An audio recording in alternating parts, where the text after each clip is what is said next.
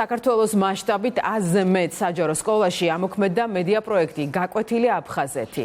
დაგეგმილია 5000-მდე მოსწავლისთვის სპეციალურად ადაპტირებული ვიდეო მასალის ჩვენება, რომელიც აფხაზეთის ისტორიულ განვითარებას 1992-93 წლის შეიარაღებულ კონფლიქტს, ოკუპირებულ ტერიტორიაზე მდებარე კულტურულ მემკვიდრეობას, ასევე კონფლიქტთან დაკავშირებული გმირების ისტორიებს ეძღვნება.